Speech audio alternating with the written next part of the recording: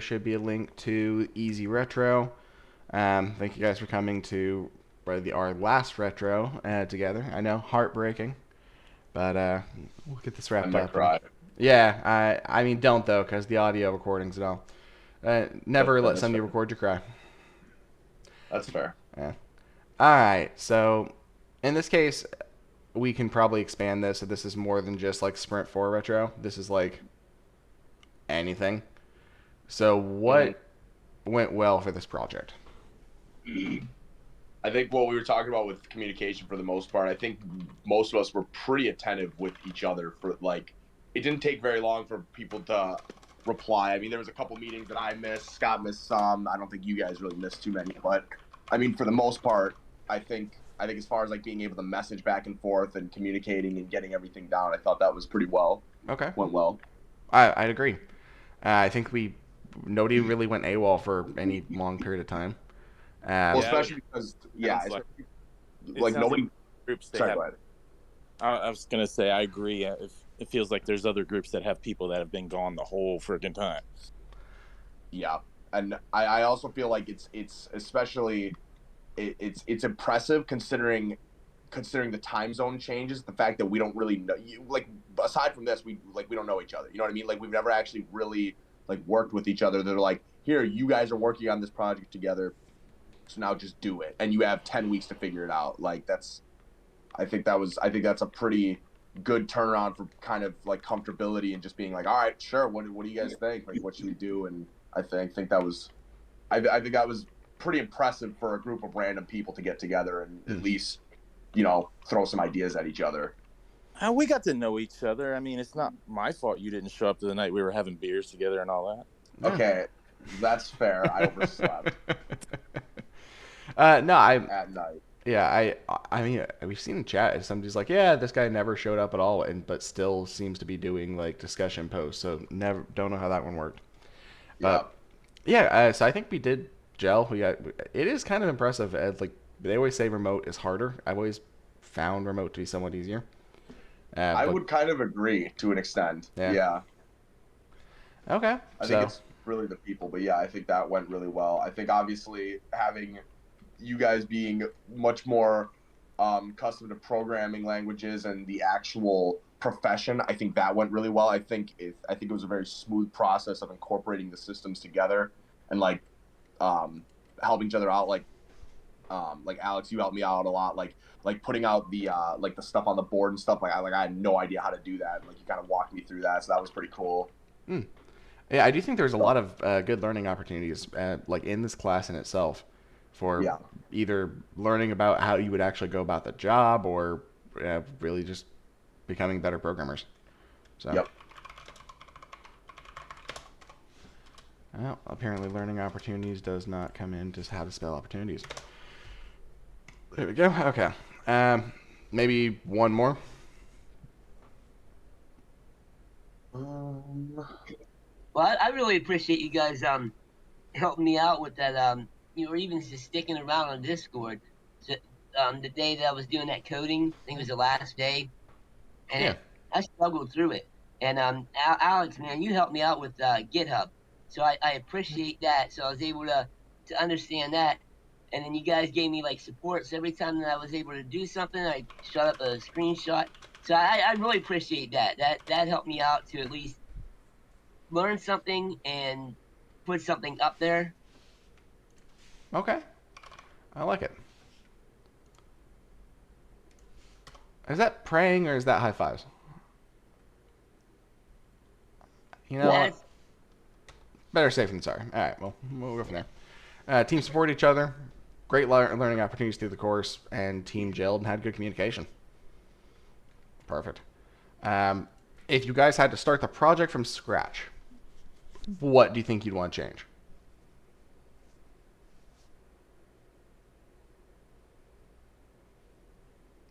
Personally, I think finding better roles for everybody in the first like week, so we have like more clear of what like we're supposed to be doing. Because I feels Good like it was ambiguous up to like week 3. That's a good yeah, kid.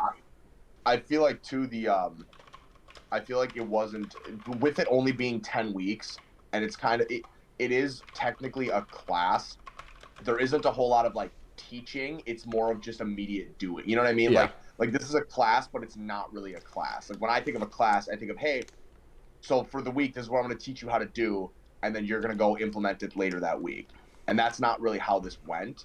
So not so much the project that I would change. I would change like almost the format of the class, because I think that like when you say the roles, like for me, who's never really had to experience any of these role things, that was like completely new, like altogether. Like I mean, I can kind of deduce what a role is based off of how it's worded, but still like actually doing it and learning it and then it like implementing it, I think is different than just being told, here, do this. So that was actually my exact discussion post. But it was like, hey, what can we improve in the course? I'm like, my guys got gobsmacked, just like they've never touched Agile, and then expected to perform in Agile. Yeah. That just crazy. Yeah, I think that's the biggest thing, and I think that was kind of how it was with a lot of these classes. Like even like a lot of the programming classes, they were like, yeah, hey, do it. It's like, but you didn't teach us anything. Well, I don't care, do it. You have a week to do it, figure it out. It's like, well, that doesn't help when you get into more advanced classes. That works with the basics, I think, but once you get into more advanced stuff, like I don't think that's I don't know, I Well, don't think that works as well. from what I saw, they were a little too easy on the easier classes, and they Yeah, provided like, hey, copy paste this code or just type it in without explaining syntax or like what it was actually doing. I would So agree. by doing that, they kind of shot everyone in the foot, and then later on, they're like, "Hey, you learned all this stuff." It's like, well, no, we copy pasted this stuff. Yeah, that's what they did. I remember there was a couple times, and there was a couple times where I was working on a program in the last programming class, and it was like advanced software development, and I was doing it, and I was like writing out the code, and I was like, oh my god, I can't figure out this part. So I would email the professor, and he would literally email me the entire code, and I'm like, well, I didn't. I asked for your help, not for you to send it to me. Like, don't get me wrong, I copy and pasted it and just sent it to him, but still, like, Yeah, I So what I did for my own personal growth, because they did the same thing to me. What I did for my own personal growth was I would try to write it without the hints, without the code, and if I had to refer back to the code, and there's a bunch of times I did, I would actually comment out what each section was doing so I could understand. I'd follow along and know, okay, this is what it did. yeah. yeah, that's a much better way. I was looking at like W3 schools to like kind of get down some of that more particular like set like coding things, I guess. Mm. Or then what there was another one that I was doing, like I think it's called like Origin or something, not Origin, something like that, or Solo Learn. I was looking at Solo Learn, and I was like going through their program too to try to get some of that stuff. But it's hard to do that and then also incorporate like an actual like applicable. They do a lot of like console commands, and it's a lot of like, oh, if you're using like really really basic stuff, here's how you make like a really basic code. It's like, well, that doesn't show implementation how to do something like we're doing now. Yeah. And I don't that's think there was any course that really gave us that. if it were me, I would tell them to probably normalize the languages, pick like a couple projects and work them all the way through piece by piece, like Yeah, super slow. Hey, this is how you build out that schema. This is what you're looking like. Honestly, building a Reddit clone would actually be pretty interesting. Like 10 weeks, step by step, build a exact clone of Reddit and just walk it through. And yeah. at that point, even if it's not the languages people want to work with, it's enough familiarity to say, hey, this is going to be applicable here, here, and here. Yep. What and what would be cool too is considering I think there's three main programming classes. You have your intro, you have your secondary, or yeah, I think you have two or three main programming classes.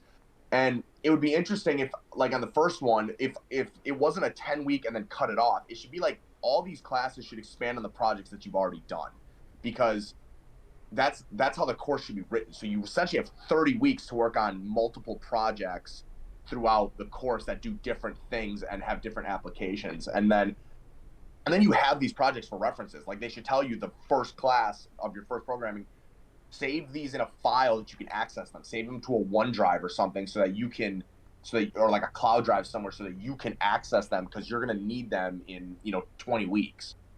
Yeah, I think that's ideal. And you just have a mandatory. Okay, you did class 101. Now you're going to do 102, and then after that 103, and you Yeah. have to do it. There's no straying from that plan. Agreed. That would be ideal. Yeah. All right, I so think that would be very helpful. yeah, on this, I don't really think we have any action items for this week. Um, I don't really think there's any time left to take action. So, yeah. I kind of thought about something that could have been improved. Oh, okay. What you Uh, got? I don't know. I'm just thinking here. When we created it, well, when you created, and we all got together, and the interface was designed, I think it came really quickly. I Mm, don't remember. This is what 8 weeks ago. yeah. I can't remember how it began, but it's pretty fast. I think, and I'll explain why I think that maybe we should have created like a diagram as to how the interface was going to work. The reason why I say that is because if this was used in the real world, and now you just got another employee that comes aboard. If I looked at the interface and I didn't use it, wasn't here with you guys, I'd probably be lost. But if I had a diagram to go back and look at, I can see, okay, well, this is what this does, this is what this does. I don't know if that makes sense. So Uh, like a ULM type thing. Yeah. I will say that not a lot of places you're going to go are going to have a UML for the UI, but I can see your point. Yeah, I think that's where the commenting out would have helped out. Yeah. Slower development for because by week one we had everything in a deployed state. There's a basic API up, there was a UI up, everything was out there, Right.